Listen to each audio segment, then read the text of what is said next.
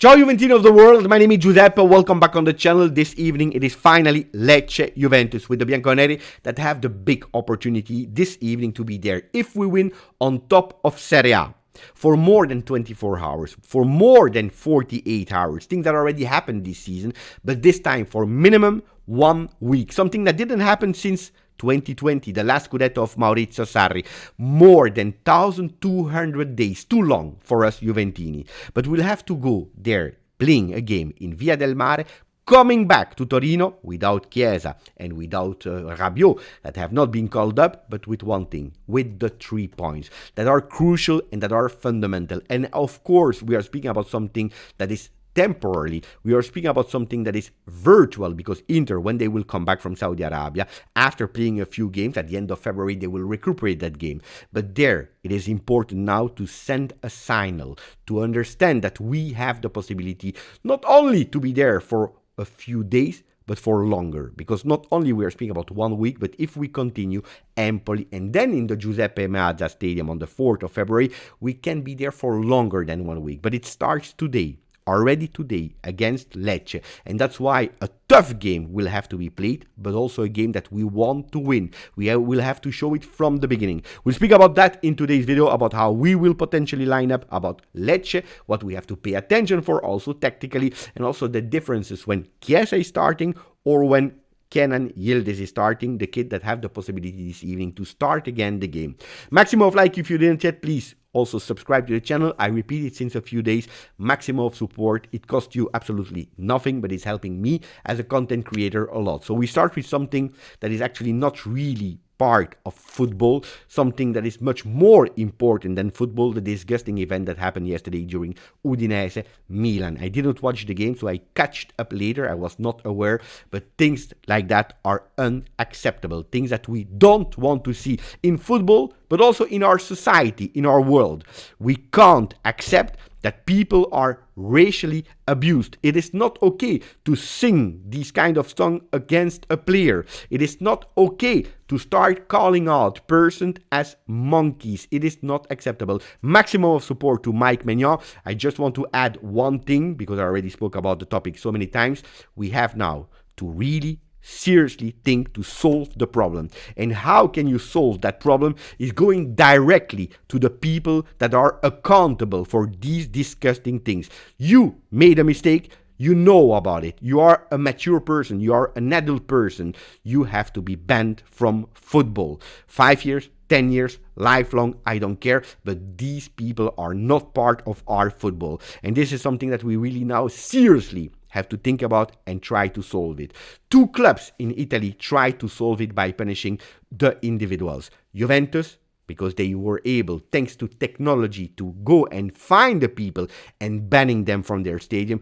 And Roma in 2019 that already was able to go and target someone on Instagram that was going with racist words against Juan Jesus, banning them, going and finding them, banning them from their stadium for lifelong.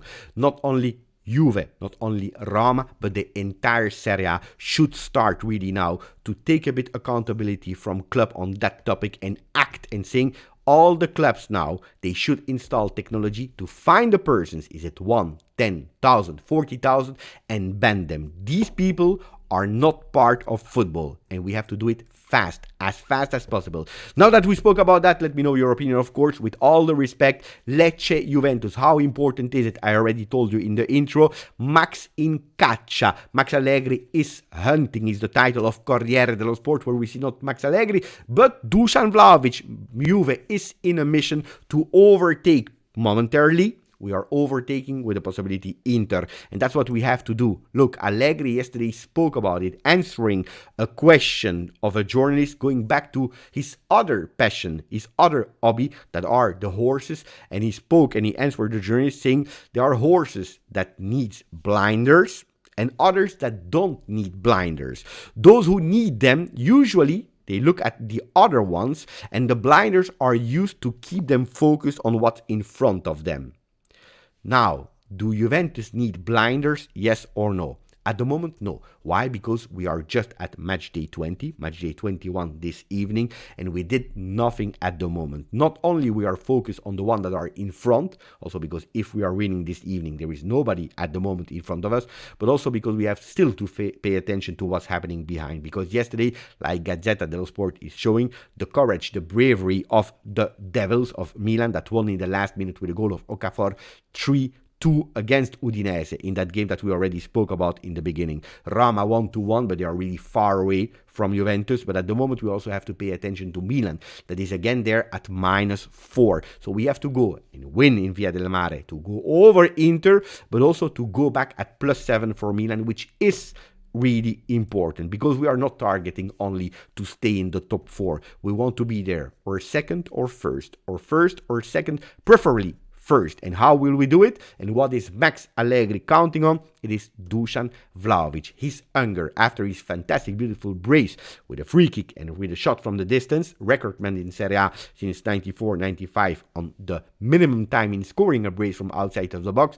Well, today, Dusan Vlahovic, he wants to go for continuity. Who will be next to him? Well, we see it in the predicted lineup. Szczesny into the goal. Gatti is back after his suspension. Bremer, that is fantastically playing well in the center of the defense, and Danilo on the left side. Cambiaso, according to Gazzetta and Tuttosport, will play on the right side. Kostic again on the left side. Weston McKennie is back. Locatelli in the Regia. Without Rabiot, another opportunity for the Italian boy Fabio Miretti. Up front, Dusan Vlahovic. Next to him, Kenan Yildiz. And Tuttosport is going with a beautiful title, Yildiz, Fede, Juve. That is a world play, actually, because Fede is the nickname of Federico, but Fede, we already said it so many times on the channel, means hope. Yildiz is the hope of Juve without Federico Chiesa. What is changing when one or the other are playing? We know it. Locatelli has the ball. When Chiesa and Vlahovic are playing together, Chiesa has always the habit to go on the left side, to actually go wider, to receive that ball, and then or going up and to the corner kick and entering, or immediately sometimes going centrally, which we see less and less from Federico Chiesa. And also sometimes he's creating trouble with the Kostic because they are stepping on their feet. It's working, especially with the dynamism and energy of Chiesa. On the other side, we saw a kind of different way of playing from Yildiz. Why? Because from the moment that Yildiz is taking the ball, he has two opportunities, or going wider with the ball, so not going wider and waiting for the ball, but with the ball going wider on the left side, or immediately coming in, or immediately trying to find a striker, that is Milik or Dusan Vlahovic. So a different way of interpreting the role. Some people are saying Yildiz is more made to play as a second striker than Chiesa, that should play in a 4-3-3, while Yildiz can play in that 4-3-3, or it can also play a bit with more easiness in that 3-5-2. But now it's time for Yildiz, like Tuttosport is writing, La Juve ora ha fede in Yildiz. Now Juventus has hope and believe in Yildiz. A bit because they are obliged to, because we know it, we spoke about it 2 days ago, before knowing about the injury of Chiesa. We don't know who will start. It will always be a debate, because we don't change formation. So the discussion about can we see them all together in the beginning of a game, at the moment they are pushed away. So who starts? Fede or Kenan? Kenan or Fede? Well, now we are a bit obliged to have belief in Kenan Yildiz. And you know, I was reading the article of Tuttosport. We already spoke about the fact that Kenan has been compared to Del Piero. Of course, it's a totally different player. Of course, we are speaking about the beginning games of Yildiz, and we are comparing it with the legend of Juve that written history, not only with the Bianconeri, but of football. But we see these kinds of analogy. A young player that is entering, receiving his chances, doing fantastically well with that short dribble, with the fact that he's able to score immediately some important goals, that is starting to be the number 10, the celebration with La Linguaccia, with the tongue. We see so many analogies, but Tuttosport is going even further and even further in the past, in the season 94-95. That was the last season of Roberto Baggio, that in that season had 27 times an injury, or it was actually missing 27 games. triple of what he had in the first 4 years at Juve, where he in totally missed 14 games. Well, they're speaking about a Baggio that at the end of the season, they decided actually to sell him to Milan to invest on that young player that is Del Piero. We are far from there. And this is not the objective of Juve today, to replace Federico, to sell him at the end of the season. But of course, this will be a big important topic when Chiesa will be recuperated, to start talking about his contract extension. Because of course, history always repeats himself, but sometimes we can change history. And we are all dreaming from the next season, when we will have the summer to prepare it, and we will have a new transfer market to build a team where we can see Dusan, Fede, and Kenan all play together. Some people are even dreaming about adding a Soulé in a 4-2-3-1. That is fantastic if we are thinking about dreaming, but of course you need some balance. Some balance that at the moment we are not able to put on the field. For what reason? Because we have not enough strikers, because we have no left back, because we have no right back, because at the moment we even have a Federico Chiesa that, and we see it now, is still not at 100%, missing his 4th game in the last 7 games. What do we have to pay attention for this evening if we want to come back with these 3 points? Well, it's the way that Lecce is playing. A Lecce that is playing a kind of 4-3-3. And pay attention to their left and their right back, because when they have the ball, they are really going up.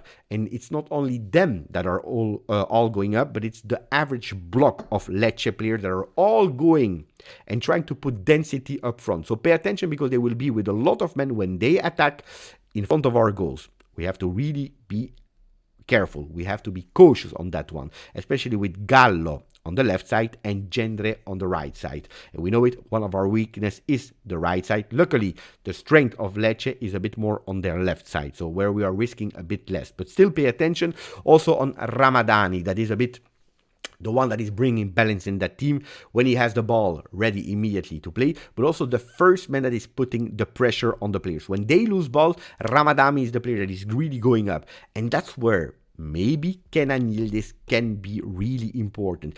If he drops a bit today instead of Vlahovic, if he drops receiving the ball and with one control like we are used to, being able to cancel Ramadani, Juventus will have a beautiful field in front to do something beautiful. So Ramadani is someone that can be dangerous, but on the other side, an opportunity for Juve to do well. And then also pay attention when they are building from the back, because they are able to build with 4 men in defense, even if when Juventus will have the ball, they will try to copy the 3-5-2 to be able to go man on man. But when they recuperate the ball, they go really fast with 4 men defense, and they are able to build from the back with the sides, but also centrally. So pay attention to them with Remy Houdin. What about the other news? Well, pay attention, because sometimes you're asking me, Beppe, who is the next one in line that can maybe potentially reach the first team? Who is the next player that we have to pay attention to? I already told you about Joseph Nonge, but he's already with the first team. Now we already made his official debut, so we start to know him. But there is one other player that is doing really, really well momentarily with the next gen in difficulty.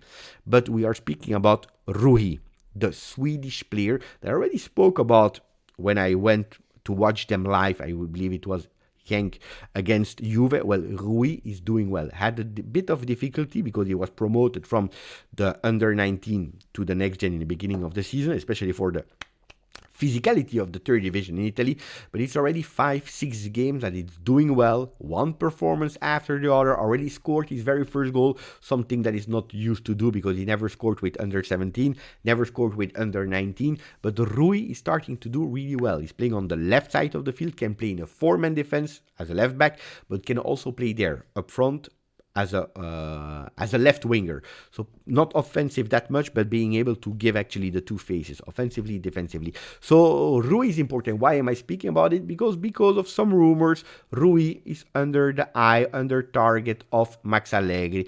And I would not be surprised if one of the upcoming games, Rui could have a chance to at least be on the bench, maybe for a Coppa Italia game, or I don't know, with the first team. And then I want to say good luck to our women, because this evening they have a huge afternoon. They have a really big opportunity, because we know it. We are at -6 in Serie A from Roma. Roma that was able to stop actually the consecutive Scudetti from Juve women last season because they won it.